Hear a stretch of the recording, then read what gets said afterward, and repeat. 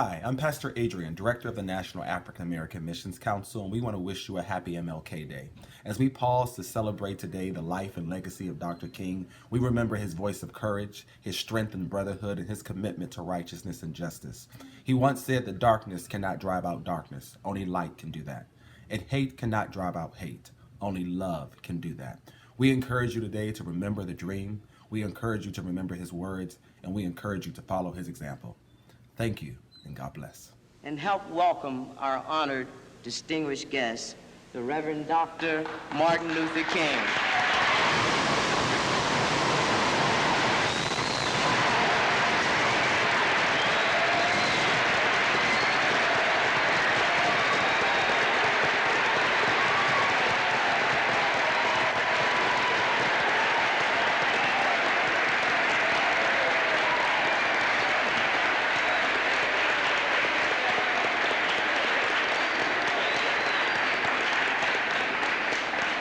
Thank you very kindly.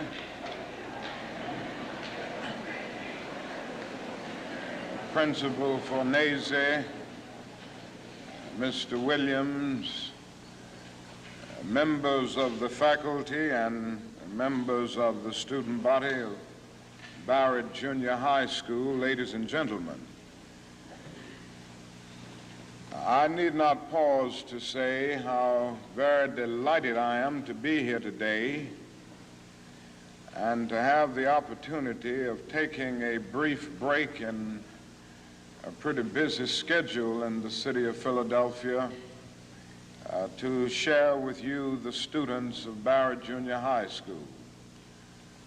And I want to express my personal appreciation to the principal and the administration for inviting me and for giving me the opportunity to see this very fine and enthusiastic group of students here at Barrett.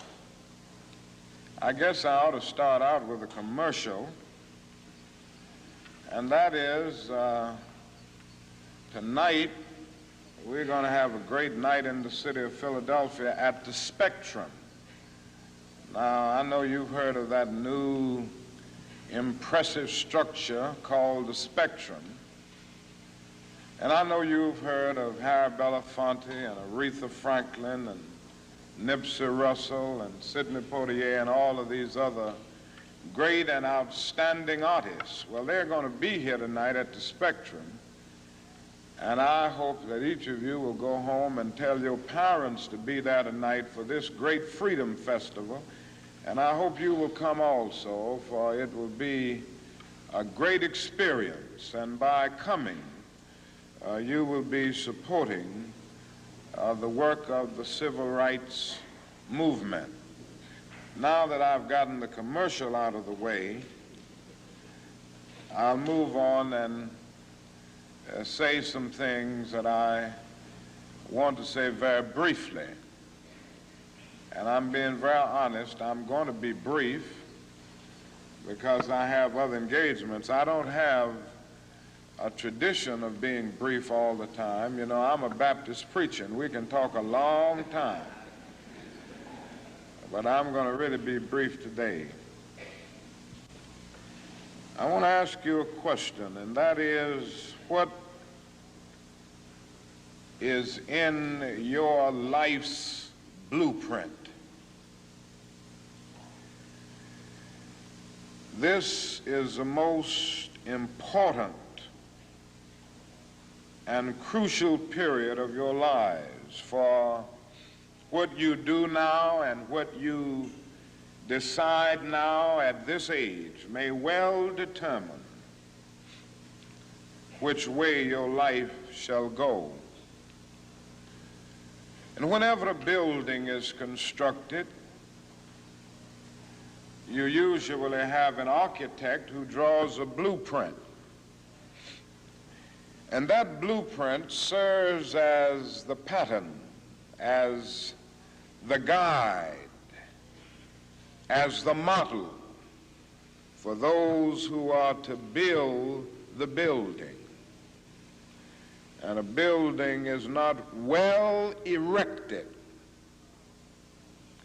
without a good, sound, and solid blueprint.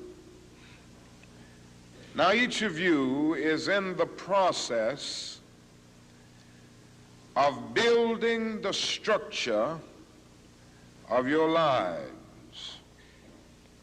And the question is whether you have a proper, a solid, and a sound blueprint. And I want to suggest some of the things that should be in your life's blueprint. Number one in your life's blueprint should be a deep belief in your own dignity, your own worth, and your own somebodyness. Don't allow anybody to make you feel that you are nobody. Always feel that you count. Always feel that you have worth. And always feel that your life has ultimate significance. Now that means that you should not be ashamed of your color.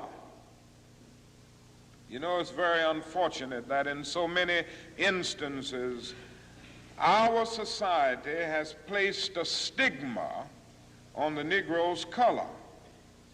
And you know, there are some Negroes who are ashamed of themselves.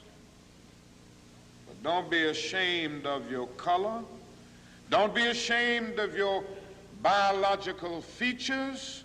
Somehow you must be able to say in your own lives and really believe it, I am black but beautiful. And believe it in your heart.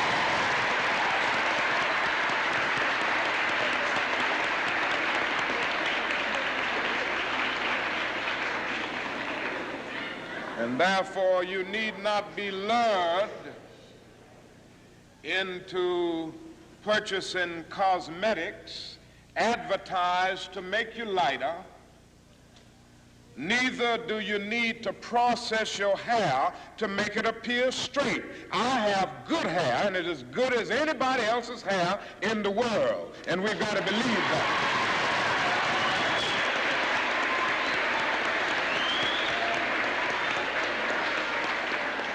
Now, in your life's blueprint, be sure that you have that a principle of somebodyness. Secondly,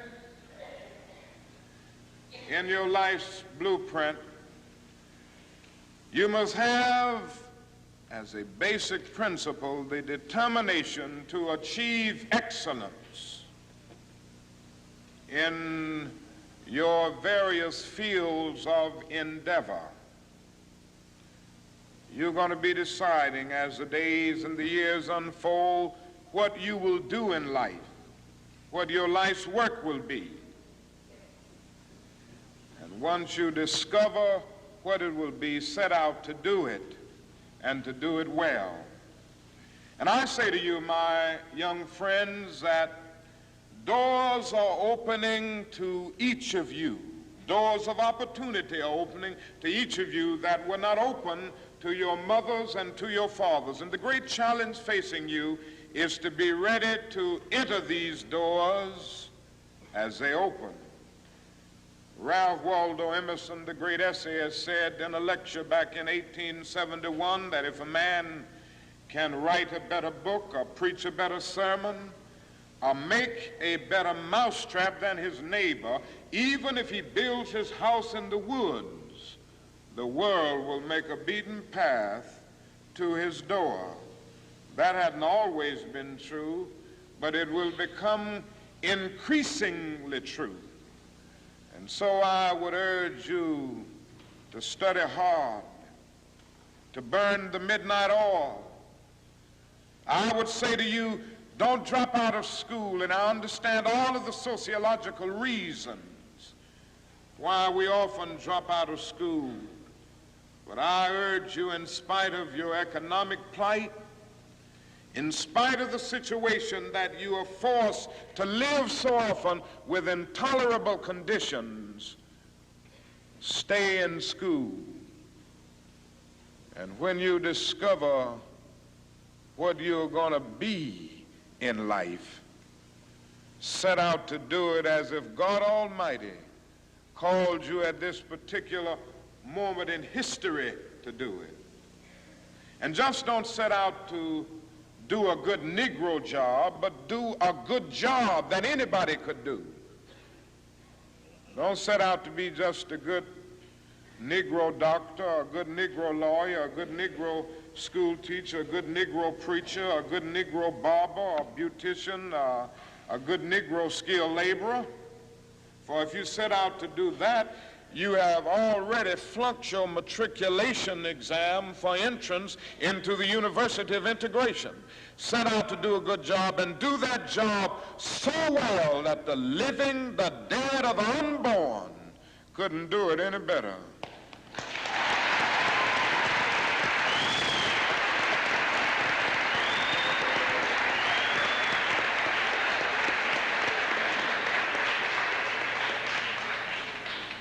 Falls your lot to be a street sweeper, sweep streets like Michelangelo painted pictures, sweep streets like Beethoven composed music, sweep streets like Leontine Price sings before the Metropolitan Opera, and sweep streets like Shakespeare wrote poetry.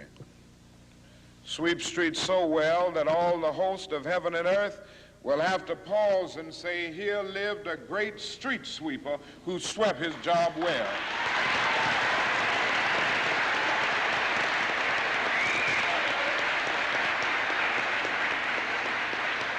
If you can't be a pine on the top of the hill, be a scrub in the valley.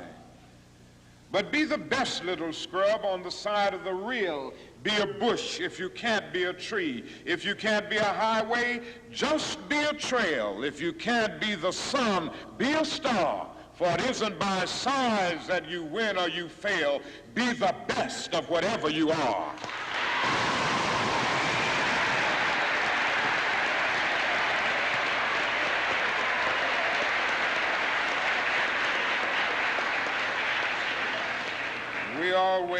We already have some noble examples of black men and black women who demonstrated to us that human nature cannot be cataloged. They in their own lives have walked through long and desolate nights of oppression, and yet they've risen up and plunged against cloud-filled nights of affliction, new and blazing stars of inspiration.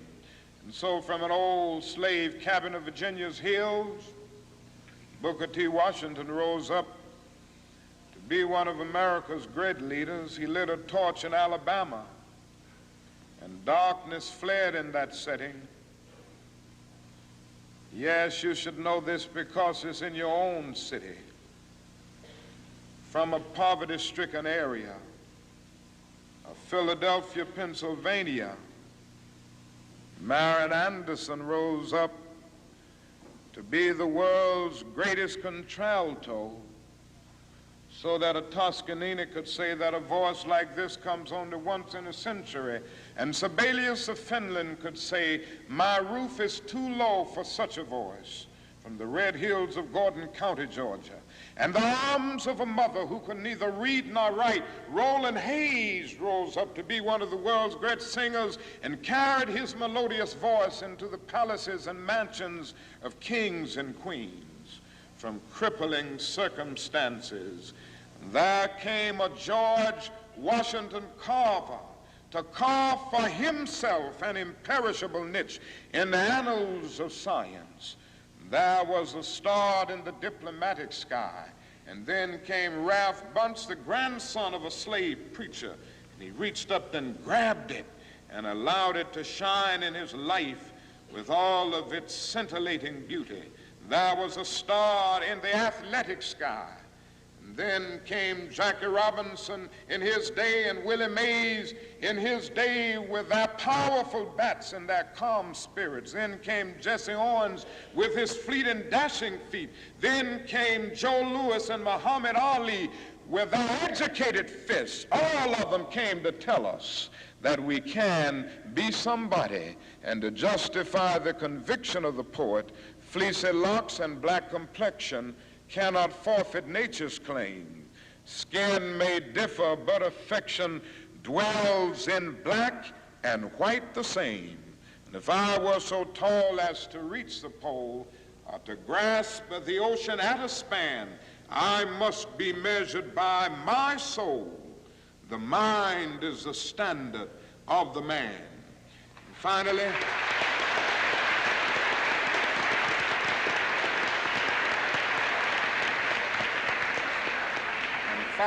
in your life's blueprint must be a commitment to the eternal principles of beauty, love, and justice. Don't allow anybody to pull you so low as to make you hate them. Don't allow anybody to cause you to lose your self-respect to the point that you do not struggle for justice. However young you are, you have a responsibility to seek to make your nation a better nation in which to live. You have a responsibility to seek to make life better for everybody. And so you must be involved in the struggle for freedom and justice. Now, in this struggle for freedom and justice, there are many constructive things that we all can do and that we all must do. And we must not give ourselves to those things which will not solve our problems. You've heard the word nonviolent and you've heard the word violent. I happen to believe in nonviolence. We struggle with this method with young people and adults alike all over the South, and we have won some significant victories, and we've got to struggle with it all over the North because the problems are as serious in the North as they are in the South. But I believe as we struggle with these problems, we've got to struggle with them with a method that can be militant, but at the same time does not destroy life or property. And so our slogan must not be burn, baby, burn. It must be build, baby, build. Organize, baby, organize.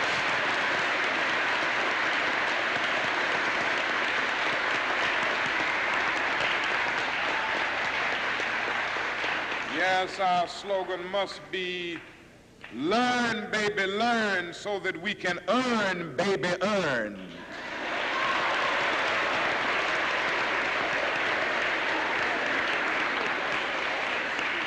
And with a powerful commitment, I believe that we can transform dark yesterdays of injustice into bright tomorrows of justice and humanity. Let us keep going toward the goal of selfhood, toward the realization of the dream of brotherhood, and toward the realization of the dream of understanding goodwill. Let nobody stop us. I close by quoting once more the man that the young lady quoted, that magnificent black bard who has now passed on, Langston Hughes. One day he wrote a poem entitled Mother to Son. The mother didn't always have her grammar right, but she uttered words of great symbolic profundity. Well, son, I'll tell you, life for me ain't been no crystal stad. It's had tacks in it, boards torn up, places with no carpet on the floor, bare. But all the time, I's been a climbing on and reaching landings and turning corners and sometimes going in the dark where there ain't been no light. So boy, don't you stop now. Don't you sit down on the steps 'cause you find this kind of hard, but I's still going, boy. I's still climbing. And life for me ain't been no crystal stair. Well, life for none of us has been a crystal stair, but we must keep moving. We must keep going. If you can't fly, run. If you can't run, walk. If you can't walk, crawl, but by all means, keep moving.